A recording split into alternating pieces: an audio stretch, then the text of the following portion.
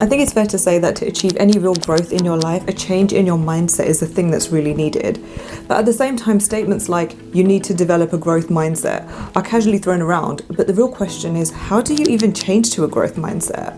I truly believe that if you want to be happy and if you want to start living your dream life, there's some very simple mindset shifts that are needed. But sometimes jumping that hurdle and knowing where to start in making those changes can feel like shooting into the dark. So in this episode, I'm going to tell you some easy mindset shifts to make to start achieving your goals and start moving forward. But even more importantly, how to actually change to a growth mindset. One of the first ways to change to a growth mindset is to develop resilience. Now, in most cases, this is easier said than done, which is why companies have whole training programs just on this topic. I've even delivered some of them. This isn't a definitive list, but I'm going to give you 3 key places where you might want to start when working on becoming more resilient. The first is in making decisions decisively. Now, really understand that any decision you make is going to have both a positive and a negative outcome. Even the best decision you will ever make doesn't come without some consequence somewhere. So then, using this knowledge, create action steps for yourself that need to be taken after you've made that decision. And instead of spending time ruminating or looking back on your decision, put your time, energy, and focus into the action steps instead. Another way to become more resilient is to look for opportunities in your challenges. Every challenge that you'll face will require some good, hard thinking from you while you figure out a plan.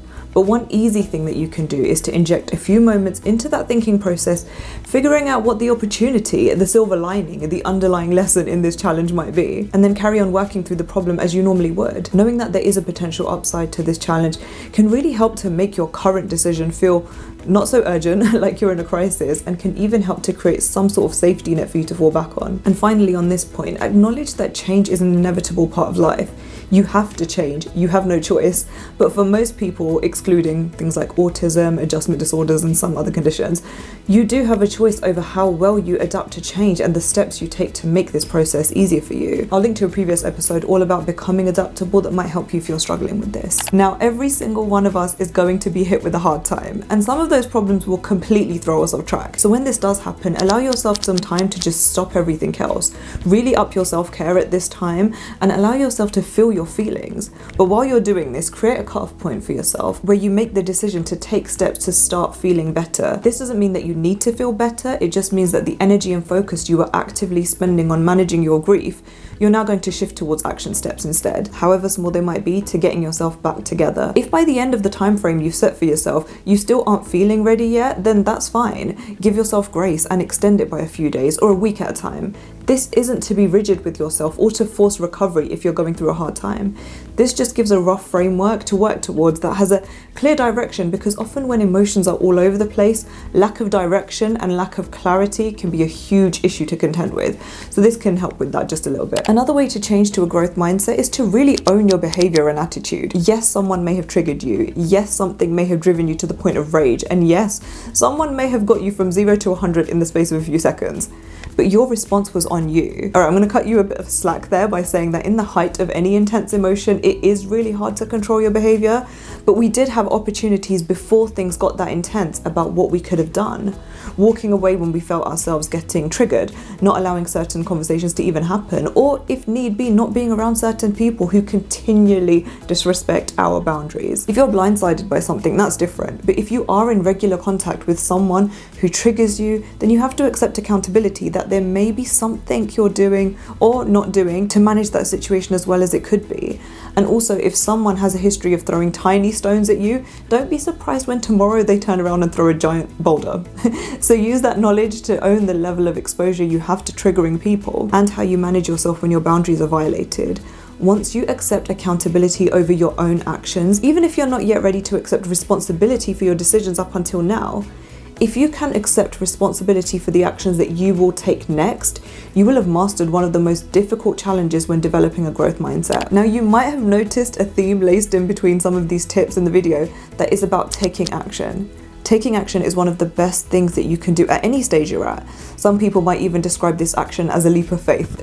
It doesn't have to be a huge action or huge leaps. If you're really nervous, you don't even yet necessarily need to have a conviction in the actions that you're taking. That can come later as your confidence grows. But often the assumption naturally is that to change to a growth mindset, the work needs to be all on your mindset. Well, The clue sort of sounds like it's in the name, but sometimes and more often than not, taking action can lead to mindset changes along the way. And without confusing anyone and leading anyone into a cycle, the decision to take action is within itself a growth mindset shift. So create a list of action steps for yourself and work through those and see how your mindset changes just with the process itself. If you need help figuring out how to take these steps, I'll link a few resources in the description box for you. One of the biggest challenges for people when developing a growth mindset is that they have a negativity bias. Now, I've spoken about this before, about how negativity or a negative response is largely a learned behavior, so it can very much be unlearned. So I will direct you to a previous episode about practical tips towards overcoming negativity bias. But I'm so confident that if you overcome your negativity bias, all of the rest of the tips in this video become almost automatic. So if I was to put my main focus on one tip over all of the others in this video, it would by far be this one. The next point is about the influence of other people when you're trying to change to a growth mindset. And this can be both a positive and a negative thing. If you're taking inspiration from people who have walked the same or a similar path to you, who have overcome some of the challenges that you might be facing, or even if you're learning from mistakes that they've made, then these are the types of voices that you should be listening to. However, advice from people who don't understand your vision, who haven't progressed on the path that you're trying to walk on, people who are hypercritical and generally very negative, is not the type of noise that you need, especially when you're going through the process of working on your own mindset. Negative voices, when up until now you've had a negativity bias yourself, can not only drag you back down, but they can also drown you and make your journey so much more difficult.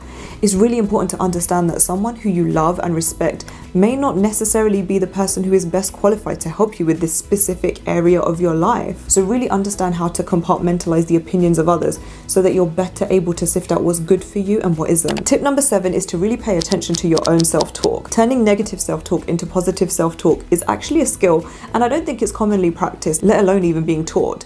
Beyond being a mindset thing, because negative self-talk is something that you actively do, even if it's in your own mind, it's not as difficult as you might think to retrain your inner voice to go from a negative to a positive one. I'll link to a previous episode where I give you practical tips on how to silence your inner critic and to change your inner dialogue towards more positive self-talk. So those were 7 things that you can do to actually change towards a growth mindset.